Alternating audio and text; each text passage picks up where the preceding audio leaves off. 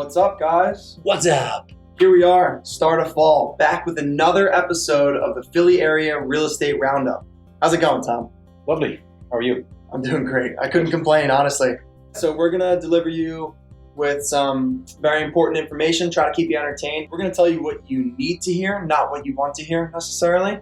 What have we been doing the last week or 2 weeks? How can we update the people? We said we have one house that's listed in our neighborhood in Lafayette Hill, Pennsylvania, and we decided we would get that sold. So we put it on the market Thursday. We got all the marketing together by Friday, which is quick. So here's what we did actually. Me and my dad wrote 100 handwritten note cards, and we pretty much walked them around to people in the neighborhood, on the street that the house was on and the street over, and we dropped them off at everyone's door, and we gave everyone a note card. And I think there's a reason why 50 people came to the open house. Probably helped out. I can tell you my 30, none of them came because it was illegible, my handwriting from my notes. So there's no way they came because they would have gone to the wrong street. I kind of carry the team with the note cards. Yeah, that's all right though. My handwriting is pretty deplorable. And we had 50 showings of clients, buyers, whatever, through not just our clients, other agents, people come through. And in the course of that, from Thursday to Monday, when we closed it out, Monday at 5 o'clock, we ended up with 7 offers, all over asking price offers, and the winner was way over. And all it took was a weekend to go way over asking price. And funny, we were talking about it the other day. Somebody was asking us kind of about selling their house and how should they sell their house. And we sort of told them there's a good way to sell your house and there's a bad way to sell your house. And I recommended the good way to sell your house is to kind of look at the market value price, look what that should be around, and then kind of like list your house a little bit below that market value. Does that sound like it makes sense? Strategically below. Yeah. Strategically below, because then, like we did, we had an open house. We had 2 open houses. We had one Friday evening and one Sunday afternoon. And we had a crap ton of people come by the open houses because the price was attractive. So people come there. And then when people are there, they start asking us questions. They start overhearing other people talk about the house. And that's just basic human psychology. When you hear other people get excited, you're going to get excited as well. So we want to kind of ask a question or two that might be interesting, that might be educational. Yeah. Let's see. Do I have a question for you? You've been in the business a long time, right? Too long to mention. Pretty old guy here. Too long to remember. Over 30 years anyhow. Anywho, what's the craziest thing that's ever happened to you in the real estate world? Maybe it was at a house. Maybe it was at a meeting. I don't know. Mm-hmm. Well, I always talk about the one. Thank God I was only ever sued once. My company was ever sued once in 30 plus years of doing business. But I had a house in Huntington Valley that was a short sale, pre-foreclosure. It was a different market. It was early or mid 2000s, and went away on holidays, went away on vacation for the weekend. Where'd you go? Ireland. But, keep going. Neither here nor there. But anyway, went away, told the owner's nephew who got me the listing. I told him, hey, we have 4 offers on the place. We presented everything to the bank. Banks take forever to get back to you. They hadn't got back to me. So I said, look, we're going away anyway. I'll keep in touch with them. We're closed for the weekend and it's fine.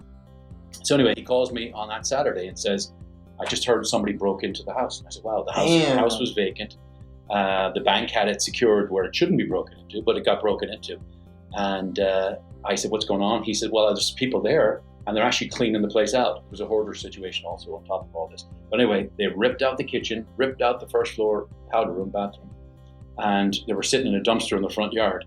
And I said, look, they're not one of our people. I don't know who they are. You better call the police. He called the Lower Moreland police.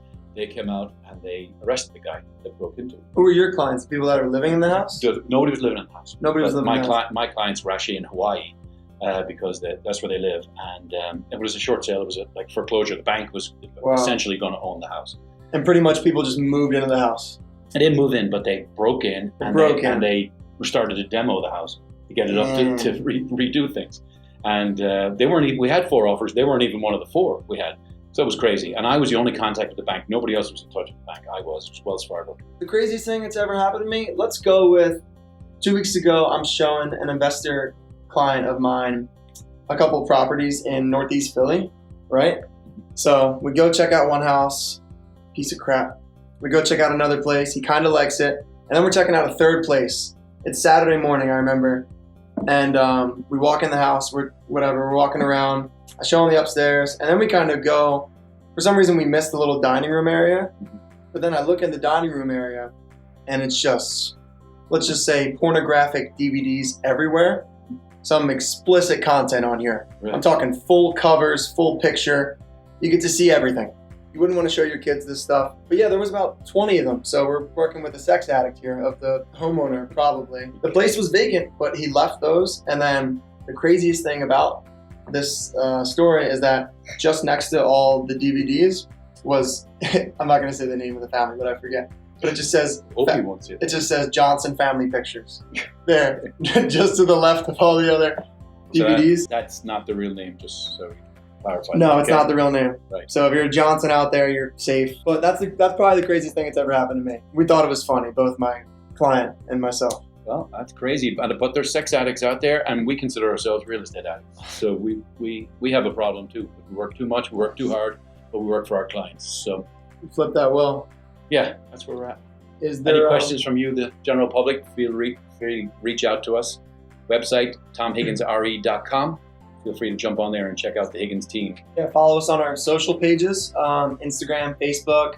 I got a TikTok. You can follow some pretty good content. All right, well, everybody, Have a great weekend. stay safe, stay healthy, eat your fruit, pray, meditate, read, all that good stuff. And we'll see you at the next episode. Huh? Work on those addictions. Work on those addictions. I know you're all really excited, but we'll see you next episode. All right. Bye-bye. Thank you for Cheers. tuning in.